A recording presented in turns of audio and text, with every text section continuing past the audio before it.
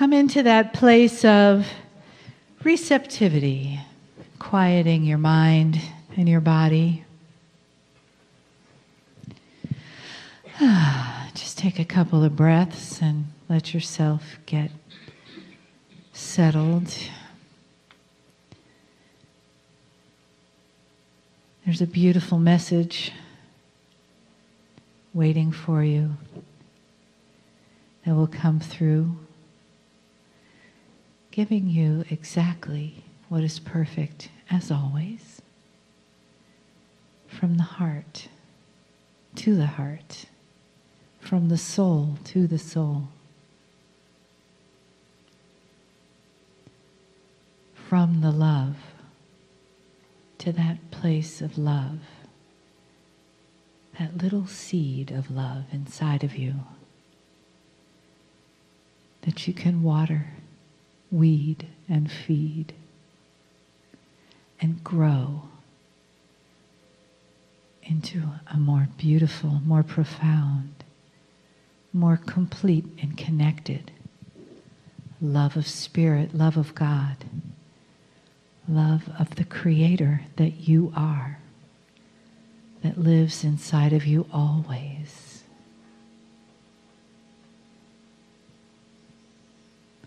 That you came here to manifest, to unfold, and be a part of the beauty of the all that is. Greetings, dear ones. I'm Kryon of Magnetic Service.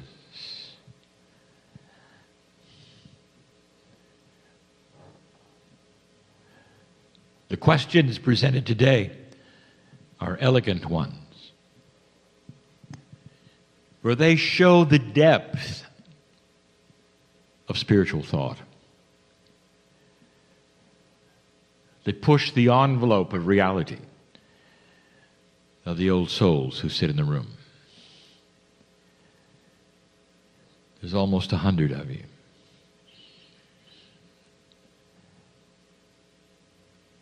And if you haven't figured it out yet, you have something in common. There'll come a day when the first thing you'll see in the eyes of another human being is their Creator. And you will recognize instantly that it's you. And they will see the Creator in you and realize it's them. And that is what you have in common, that at the cellular atomic level, it vibrates with the love of God.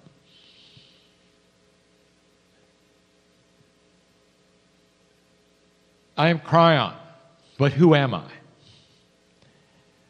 And the question is a good one. Why should you listen to me? And the question is a good one.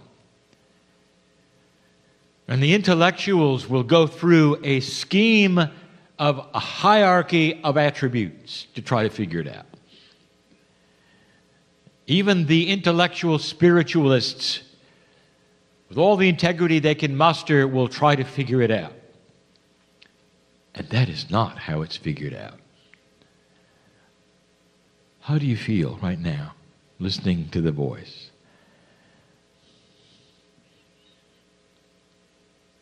Do you hear it as authority? Or do you hear it as family? You do understand, do you not? I have not been a human. You do understand, do you not? My job is to love you. And isn't that hard? Because I know you. You are a piece of the whole of creation. That which you call God, which is far more. What is the force of what you would call physics and nature that has put together a galaxy like this, spinning in a universe like this? And what would you call that force? Who was it who created the laws of physics itself? Who against all odds created them in a way that they would be beneficial to life? And what would you call that? And when you discovered that whatever that is that you have no name for is inside you, what do you call that? It's more than benevolent. It's far more than that.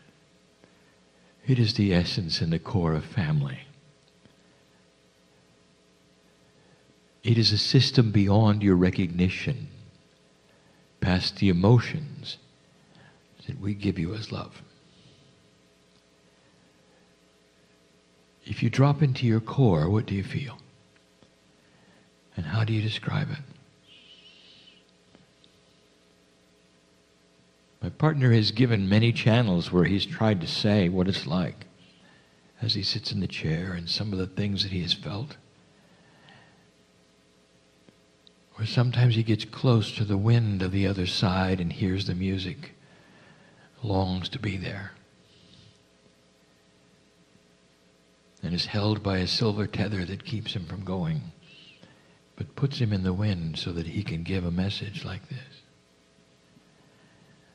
He's in the tunnel, he's in the portal, he has to get close. But what he sees and what he experiences is not just light. He hears the music of the universe. He hears the choir that sings in light.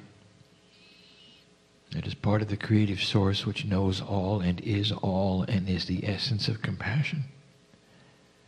And he knows that God is biased in love and it's not random. He knows it's not a thing. It is all. He recognizes the core is home and the earth as just a place you visit. He knows the reality when he's there. The true reality of self. That earth is work and home is home. I get to show him this. It makes him want to channel. It makes him want to give the messages and try to give you the beauty of it. And so I'll give you a message now in the light of this that he feels. Dear old soul, everything you have learned today, or has been taught today, or has been mentioned today, that is the teaching of action, is pushing you to do things, helping to explain what you're doing, and giving you attributes to expect. But every single human being will see these things as a list of to-dos. And there is an assumption based upon the tradition, the very tradition of a God in 3 dimensions, that makes you believe that you've got to try these things and push this ball uphill. That the ball is in your court and you've got to hit it, move it, manipulate it, understand it. And then there's overall feeling that if you put it in the right place and you do the right thing, you'll get the action that you expect, and here you go. And you'll be able to look at these things, these new multidimensional things that are being taught, and you'll be able to see the Akash and perhaps heal yourself and maybe even beyond. Maybe. I want to change that perception. My partner is suspended between the worlds right now. He is filled with the choir that sings in light. He hears the song that calls him home. He recognizes it, held by the tether. And it sings in his ear something he wants to tell you. You have no idea the help that you have around you. And the catalyst for everything you want is something that has a rule. It will not help, it will not touch, it will not inform, it won't even show you it's there unless you ask for it. When you release the gate through intent that says, I will do these things, you give us permission to flood in through all of the processes we have for you, through what you call the guides, no matter how many you think you have, through synchronicity, no matter what you think that is, through angelic help, no matter what you think that is. It doesn't matter what you think it is. We control it and we know what it is, and when you release the gate, it comes to you. And it holds your hands and pulls you forward. And you don't have to push the ball. It pulls it if you let it. And the biggest issue with humans, old souls alike, is the tradition that says they got to hold on. And go at a certain speed, perhaps. Or they want to go too fast and not have the patience, perhaps. They think they've got to figure it out, perhaps. Instead of just stopping and letting us drive the machine. And that's how we see it. It's a multidimensional quantum machine that is starting to revolve around old souls and their intuition and their permission and their intent. And if you see it like this, and I ask you to, perhaps you will not feel that it is so daunting, it's so difficult, and that you're going to have to do this and that and study it. What if you were just going to go into a state of meditation, drop into your core and say, God, show me what it is you want me to know, and let me hold on. This is a system of benevolent help.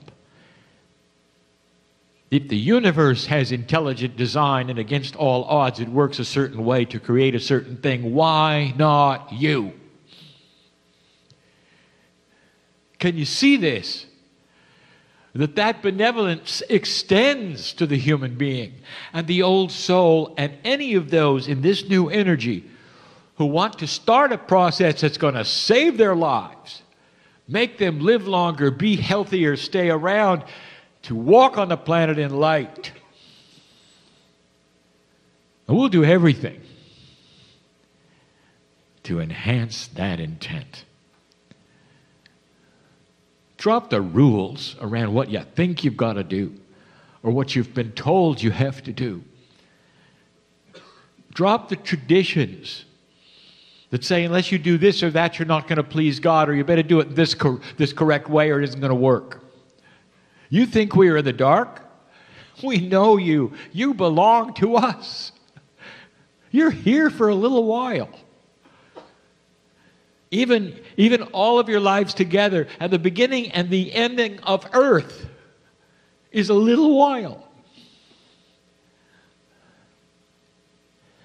You belong to us. I belong to you. We are together. What would you do for your children if they were away? They were calling on the telephone for help. They needed you to pray for them, or they needed you to help them in a way, hold their hands and get them through something. Would you tell them a whole bunch of rules? Would you fax them a list? The answer is no, and you know it. You be there. You hang on that phone for hours and walk them through it if you had to. You know that, Mom, Dad. Oh, we're no different. That's the love we have for family. You're going to start understanding that even corporally, you are really a part of God. And everything you're doing now is part of a bigger picture. You're going to leave this place, and you're going to get in your automobiles, and you're going to drive, you're going to do errands, you're going to eat.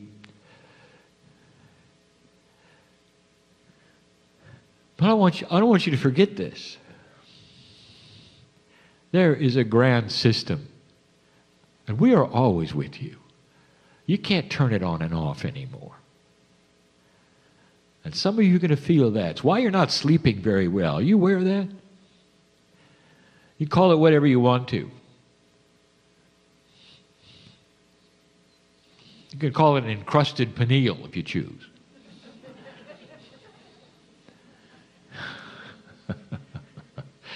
We're going to get through that encrusted pineal.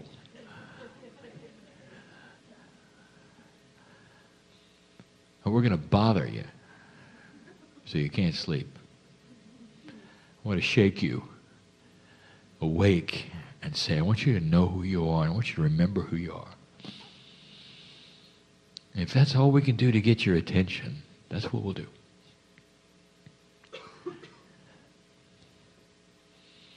Until some of you surrender and raise your hand and say, I give up. Tell me what it is, I should know. And that's when we get to talk to you. And some of you won't get messages, you'll just get chills. And some of you, when you raise your hand, will just feel the core coming into your heart. And I want to tell you that is a message, and it flows in and it talks to every cell in cellular language, and you won't understand any of it. And some of you get healings and not even know it. And some of you will have something start in your body and you won't even know it because you didn't get it in 3D. Because you didn't get what others said you're supposed to get. Because you didn't hear a voice or have a vision. And you don't need any of those things. Just allow it. Old souls are built for this. You are built for it.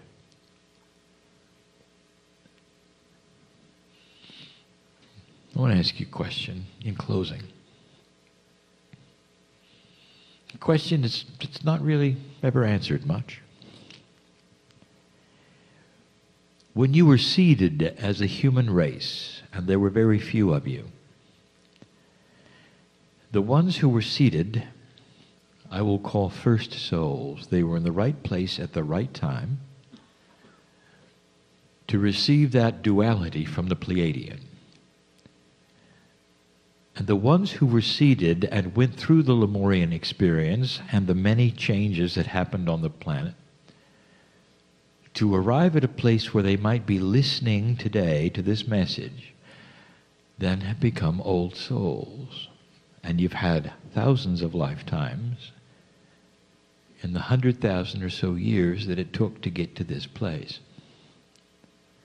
So far, so good. Now, let me ask you a question that you haven't asked me. Dear Kryon, the ones who were here to receive the seeding, were they any different than any other? Is there some kind of a random pool of soul selection that would have put them there during that wonderful time? I want to tell you, if you didn't already figure it out,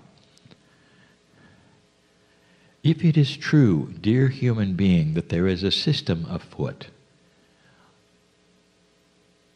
that the ones who were here first to receive the seeds that would become old souls had a special status in order to be first.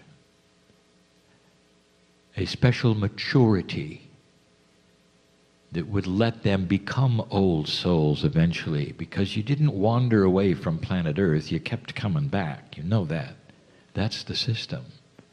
Who were you? And where did you come from? And why is it that you receive the Pleiadian information so easily? What if I told you that you're so ready for this, and that some of you have come from the Seven Sisters to be humans? Special. Ready to go. Ready to seed the next planet from the last one. Like seedlings are taken from crops in order to grow new crops. Some of you will understand exactly what I'm saying, and some of you have no idea. But I just gave you an answer. Very special. You were ready for this, selected for this, you wanted this. There was no random selection of souls from around the galaxy to come and be part of the first group of humanity. No, they were the ones who had been old souls before and would be old souls again. Your lineage of being an old soul in this universe is vast, and here you are again. So make it a good one like you did the last time. And stop wallowing in the minutia of how to do it. Drop into the core and get on with it. Old soul. And some of you know what I mean. It isn't that hard. Go for it. It's time to talk this way. Because in this new energy, some of you are having revelations of why you're here. There is no newcomer in this room. Do you understand what I'm saying? No newcomer here. I am Kryon. I serve old souls. That's what I do. It's not the first time on a planet that I have come in during the final stages in order to encourage you, to be next to you as you run the marathon of old souldom, to try to give you glasses of water as you run, careful not to touch you unless you ask for it, but being ready to give you whatever you need, including carry you on my